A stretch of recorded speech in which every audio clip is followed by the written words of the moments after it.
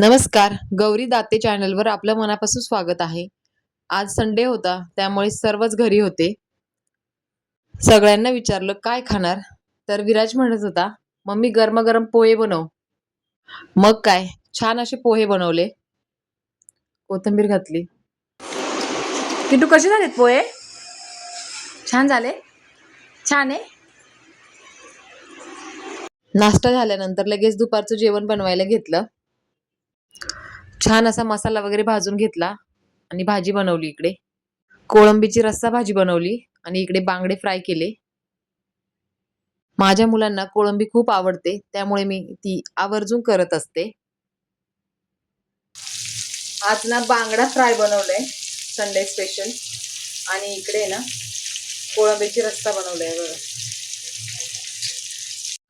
इथे लगेच चपाती बनवायला घेतली आणि गरमागरम चपात्या बनवून लगेच पोरांना जेवायला वाढलं. इथे आम्ही सर्व एकत्र जेवायला बसलो होतो. संडेलाच आम्हाला असं एकत्र जेवण करता येतं मॉर्निंगला.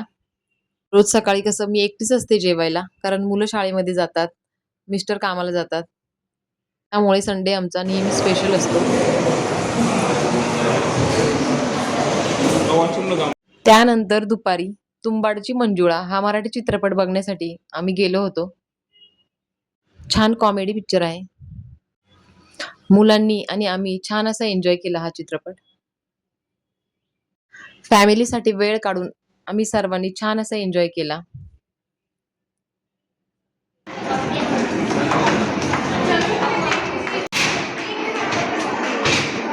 बाहेर आल्यानंतर छान असे फोटो वगैरे काढून घेतले. संध्याकाळचे 7 वाजलेच होते. मग काय, येतानी छान अशी पाणीपुरी खाल्ली.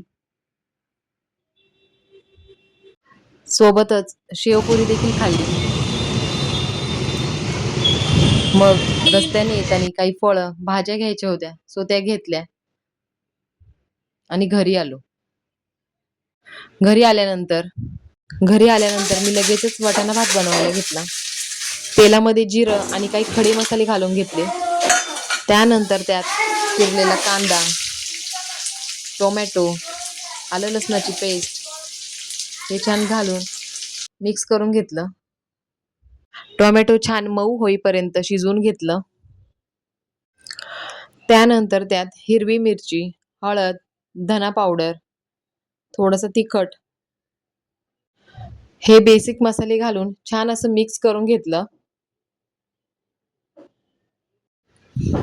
त्यानंतर त्यात हिरवा वाटाणा स्वच्छ असा धुवून घातला आणि बाजूला तांदूळ देखील स्वच्छ असे धुवून ठेवले होते. वाटाणा पहिले घालून छान असं मिक्स करून घेतलं.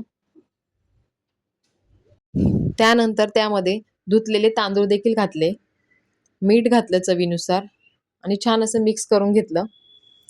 गरम पाणी घातलं वरतून